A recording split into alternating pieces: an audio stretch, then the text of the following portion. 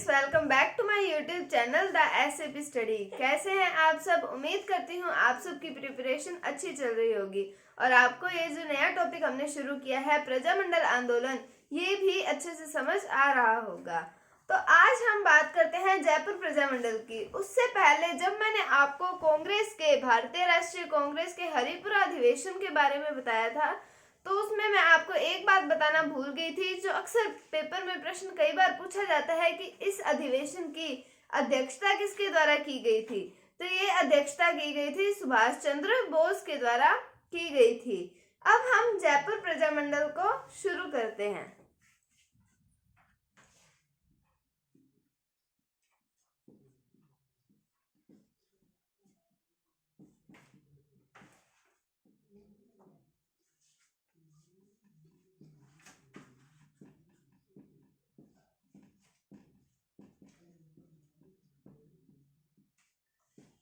राजस्थान का सबसे पहला प्रजामंडल कौन सा है? तो वो है जयपुर प्रजामंडल। अब इसमें हम बात करें कि जनता में सर्वाधिक या सर्वप्रथम राजनीतिक जागृति उत्पन्न करने का कार्य किया गया था। कई नाम मैंने आपको कल बताए थे कि अर्जुन लाल सेठी और जैन प्रचारक समिति। मैंने आपको ऐसे कई नाम बताए थे। मैंने आपको ये इसलिए बताए थे कि जब मैं आपको जयपुर प्रजामंडल करवाऊं तो आप उनको जानते हो, आपको सिमिलर से लगे वो नाम, इसलिए मैंने आपको वो नाम पहले बताए थे। तो जयपुर प्रजामंडल में हम बात करें कि राजनीतिक जागृति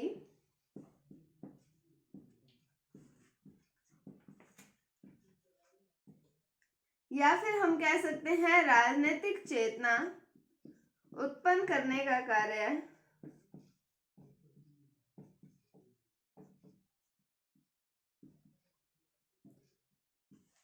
सर्वप्रथम अर्जुन लाल सेठी के द्वारा किया गया था।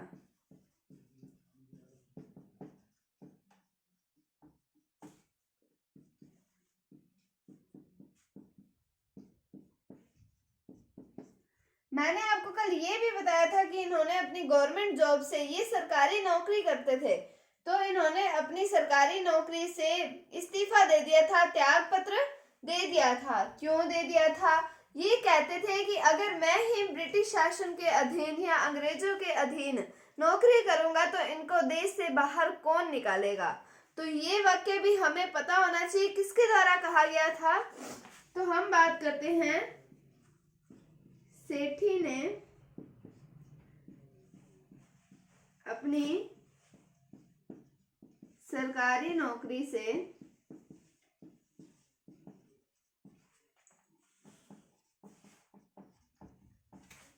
त्यागपत्र दे दिया और कहा कि यदि मैं अंग्रेजों के यहाँ नौकरी करूंगा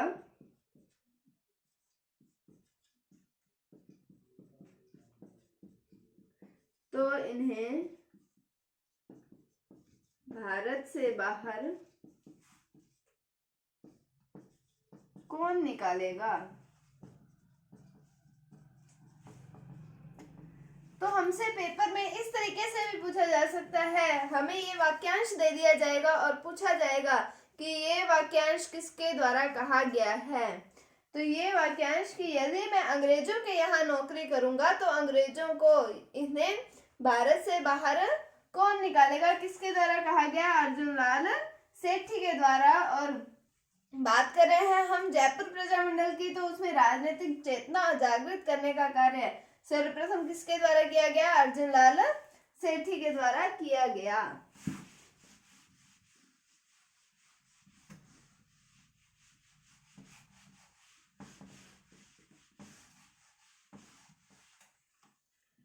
अब हम बात करें अगर 1905 ईस्वी की, अर्जुन लाल सेठी ने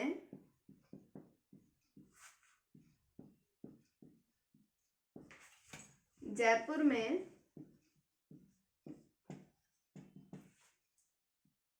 जैन शिक्षा प्रचारक समिति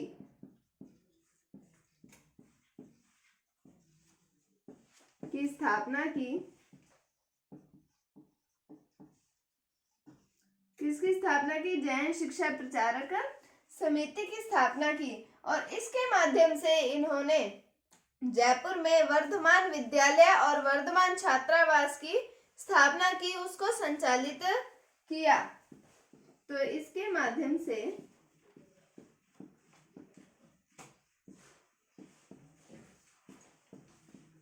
इन्होंने जयपुर में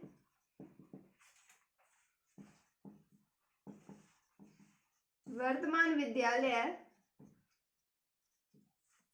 व वर्धमान छात्रावास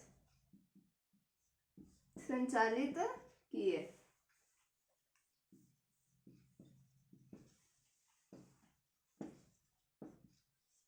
क्या क्या संचालित किए? एक तो वर्धमान विद्यालय और वर्धमान छात्रावास, और कहाँ पर?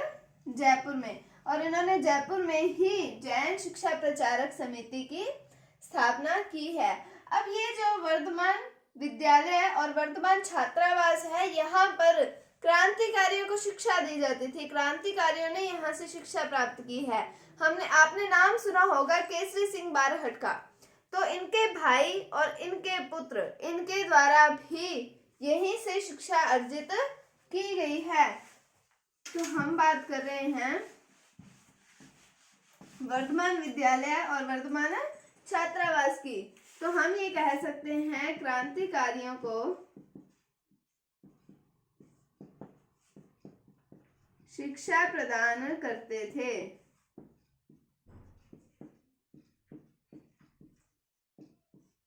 और मैंने आपको बताया केसरी सिंह बारहट, हम इसको एज एन एग्जाम्पल दे सकते हैं कि केसरी सिंह बारहट,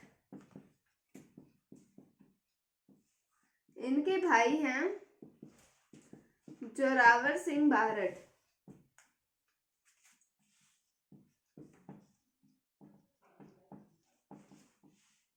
और पुत्र हैं प्रताप सिंह बारहट। इनके द्वारा भी यहाँ से शिक्षा अर्जित की गई है। उसके बाद में हम बात करें 1907 ईस्वी की।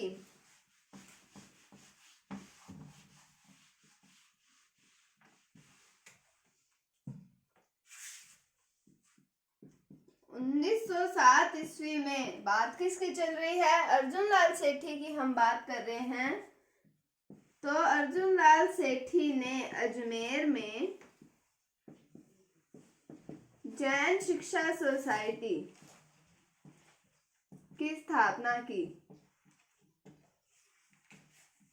तो इन्होंने जैन शिक्षा सोसाइटी की स्थापना की। कहाँ पर? अजमेर में इन्होंने स्थापना की। बाद में इसका कार्यालय ऑफिस जो है वो जयपुर में बना दिया गया। बाद में इसका कार्यालय कहाँ पर बना दिया गया? जयपुर में बना दिया गया। अब हम बात करें, जयपुर में दो मंडल काम करते थे, एक सनातन धर्म मंडल और एक समाज सुधार मंडल।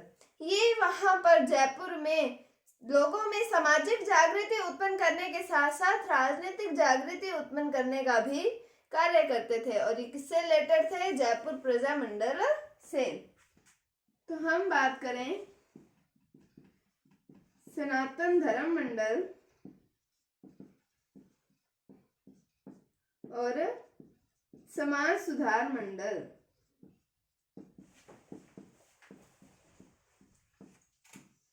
ये क्या करते हैं? जयपुर में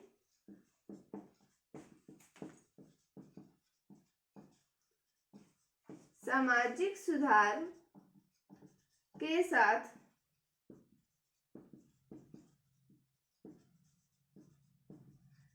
राजनीतिक जागृति उत्पन्न करने का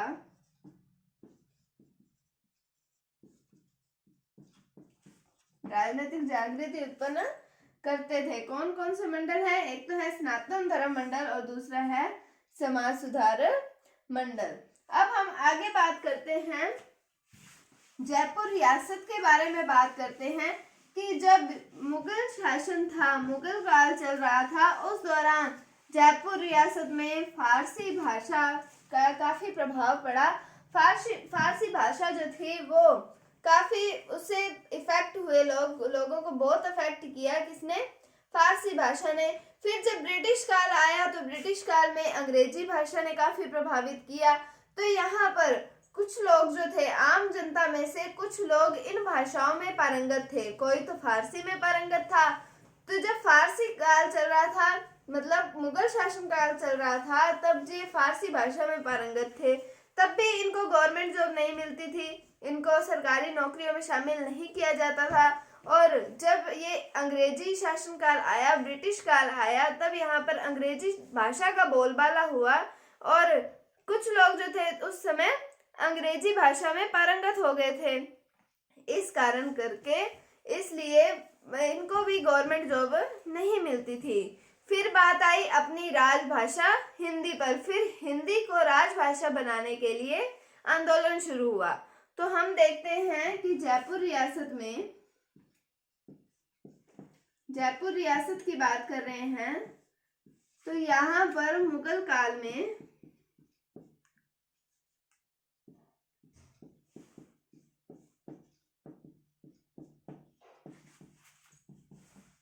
फारसी भाषा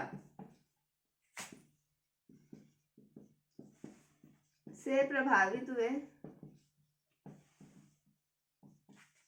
और फिर हम बात करें ब्रिटिश काल की, तो यहाँ पर अंग्रेजी भाषा से प्रभावित हुए। अब हम बात करें जो आम जनता है, आम जनता में से कुछ लोग जो थे वो तो मतलब अगर हम मुगल काल पर चलें, पहले हम चलते हैं मुगल काल की तरफ। तो मुगल काल में फारसी भाषा से प्रभावित था और उस समय जो कुछ लोग थे वो फारसी भाषा में पारंगत थे। तब भी उनको सरकारी नौकरियों में शामिल नहीं किया जाता था। और जब हम बात करें ब्रिटिश काल में, तो यहाँ पर अंग्रेजी भाषा से प्रभावित थे। तो कुछ लोग जो थे वो अंग्रेजी भाषा में भी पारंगत थे, फिर भी यहाँ पर इनको सरकारी नौकरियों में शामिल नहीं किया जाता था। घूम फिर कर पहुंच गए अपनी राजभाषा हिंदी पर। तो हम बात करते हैं 1922 ईस्वी की। हम कह सकते हैं आता है 1922 ईस्वी में कल्याण सिंह व श्यामलाल के नेतृत्व में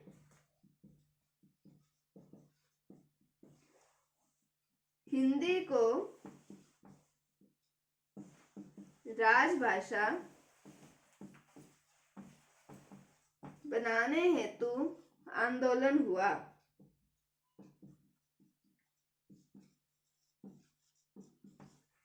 कब हुआ आंदोलन? 1922 ईस्वी के अंदर। हमें इनके नेतृत्वकर्ताओं के नाम भी पता होने चाहिए। तो नाम है कल्याण सिंह और श्यामलाल। इनके नेतृत्व में हिंदी को राजभाषा बनाने के लिए आंदोलन शुरू हुआ। अब बात कर रहे हैं अपने जयपुर प्रजामंडल की। आप लोग अभी तक यही सोच रहे होंगे यहाँ पर जयपुर प्रजामंडल के बारे में तो कुछ नहीं आया, अभी तक जयपुर प्रजामंडल की स्थापना ही नहीं हुई। तो हम इसकी स्थापना करेंगे कल।